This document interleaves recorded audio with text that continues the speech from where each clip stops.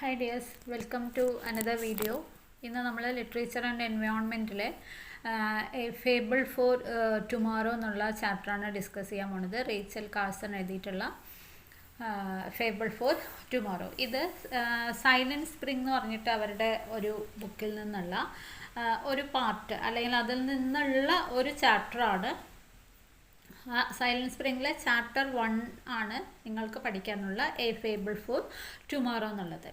അപ്പോൾ ഇതിൽ അവർ പറയുന്നത് എന്താണ്, over use of pesticides over use ചെയ്യുന്നത് കാരണം അത് മനുഷ്യർക്ക് തന്നെ പെസ്റ്റിസൈഡ്സ് യൂസ് ചെയ്യുമ്പോൾ പെസ്റ്റ് ഒന്നും ഇല്ലാണ്ട് നമുക്ക് നല്ല രീതിയിൽ കൃഷി ചെയ്തെടുക്കാൻ പറ്റും. പക്ഷെ അത് കൂടുതലായിട്ട് യൂസ് ചെയ്യുമ്പോൾ അതിൻ്റെ ആഫ്റ്റർ ഇഫക്റ്റ് മനുഷ്യർക്ക് തന്നെയാണ് പിന്നീട് അനുഭവിക്കേണ്ടതായിട്ട് വരിക എന്നുള്ളത് ഒരു സ്റ്റോറിയിലൂടെ പറയുകയാണ് റേച്ചൽ കാഴ്സൺ ഈ ഒരു ചാപ്റ്ററിലൂടെ. അപ്പോൾ ആ ബുക്ക് ഈ ഒരു ലെസൺ സ്റ്റാർട്ട് ചെയ്യുന്നത് ഇങ്ങനെയാണ്.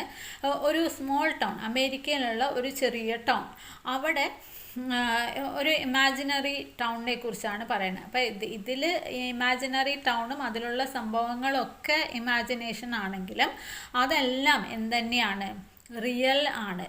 എന്ന് വെച്ചാൽ റിയൽ ആയിട്ട് സംഭവിക്കുന്നതും സംഭവിക്കാൻ പോകുന്നതുമായിട്ടുള്ള കാര്യങ്ങളാണ് അവർ ഈ ഒരു ചാപ്റ്ററിലൂടെ പറയാൻ ഉദ്ദേശിക്കുന്നത്.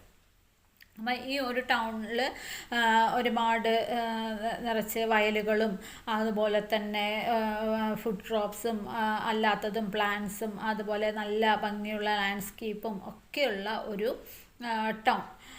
അപ്പോൾ ഓരോരോ സീസൺ ഇങ്ങനെ മാറി വരുന്നു. ആ സീസൺ അനുസരിച്ചിട്ട് ആ ഗ്രാമത്തിൻ്റെ അല്ലെങ്കിൽ ആ ടൗണിൻ്റെ ഭംഗി കൂടി വരുന്നു. എല്ലാ ആൾക്കാരും, എല്ലാ ജീവജാലങ്ങളും, മനുഷ്യർ മാത്രമല്ല എല്ലാ ജീവജാലങ്ങളും വളരെയധികം സന്തോഷത്തോടെ ജീവിക്കുന്ന ഒരു ടൗൺ.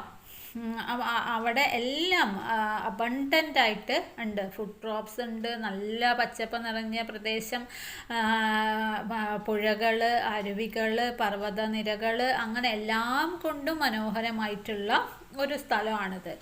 അനിമൽ ലൈഫാണെങ്കിൽ അതുപോലെ തന്നെ അബണ്ടൻ്റ് ആയിട്ടുണ്ട്.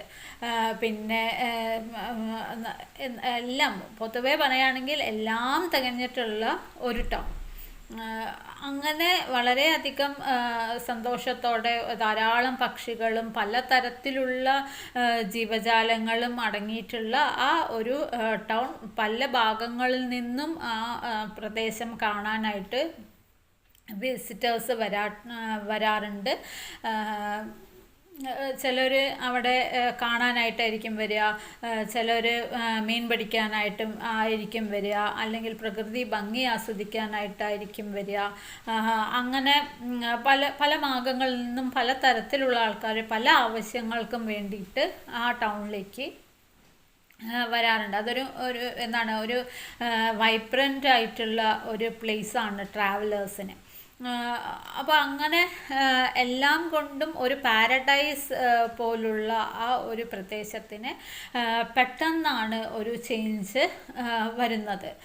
പെട്ടെന്ന് തന്നെ ആ ടൗണിൽ ഉണ്ടായിട്ടുള്ള ആ മനോഹാരിതയും എന്താ പറയുക, ആ അബണ്ടൻസും ഒക്കെ പെട്ടെന്ന് ഒരു ദിവസമാണ് ഇല്ലാതാവുന്നത്. അതിൻ്റെ ഗ്ലോറി നഷ്ടപ്പെടുന്നത്, അതിൻ്റെ അബണ്ടൻസ് അതിന് നഷ്ടപ്പെടുന്നത്.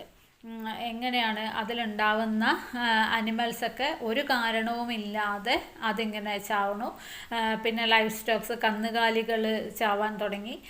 അതിന് പ്രത്യേകിച്ച് കാരണം ഒന്നുമില്ല. അവിടുത്തെ ആൾക്കാർക്കാണെങ്കിൽ പേര് പറയാൻ അറിയാത്ത അല്ലെങ്കിൽ ഒരു മിസ്റ്റീരിയസ് ആയിട്ടുള്ള അസുഖങ്ങൾ അവിടെയുള്ള ആൾക്കാർക്ക് വരാൻ തുടങ്ങി. പിന്നെ കുഞ്ഞു കുട്ടികൾ മുതൽ പ്രായമായ ആൾക്കാർക്ക് വരെ ഇങ്ങനെയുള്ള അസുഖങ്ങൾ വരിക, മരിക്കുക. അതുപോലെ അവിടുത്തെ എല്ലാ ജീവജാലങ്ങളും ചാവുക. പിന്നെ റീപ്രൊഡക്ഷൻ ഒന്നും തന്നെ നടക്കുന്നില്ല. എല്ലായിടത്തും എന്താണ്, ഡെത്ത് മാത്രമാണ്. ഇലകളും മരങ്ങളും ഒക്കെ ഉണങ്ങി കരിഞ്ഞു പോവുക, പിന്നെ അങ്ങനെ എല്ലാം ഒരു നേരത്തെ എങ്ങനെയായിരുന്നോ ടൗൺ അതിൻ്റെ ഓപ്പോസിറ്റാണ് ഇപ്പോൾ അവിടെ സംഭവിച്ചുകൊണ്ടിരിക്കുന്നത്. അപ്പോൾ അങ്ങനെ ഈ അവിടുത്തെ ഉള്ള ഇൻഹാബിറ്റൻസ് ഒക്കെ എന്താണ് ഇതിന് ചെയ്യാനുള്ളത് എന്നുള്ളത് അവിടുത്തെ ആൾക്കാർ അതിനെക്കുറിച്ച് അന്വേഷിക്കുന്നു. ഡോക്ടേഴ്സിന് പോലും അതിനുള്ള സൊല്യൂഷൻ അറിയുന്നില്ല. അപ്പം അങ്ങനെ അവിടെ പക്ഷികളൊന്നും തന്നെ വരുന്നില്ല, ടൂറിസ്റ്റുകൾ പിന്നെ ആ ഭാഗത്തേക്ക് വരുന്നില്ല, മീനുകളൊക്കെ ഇങ്ങനെ പുഴയിൽ ചത്ത് പൊങ്ങുന്നു.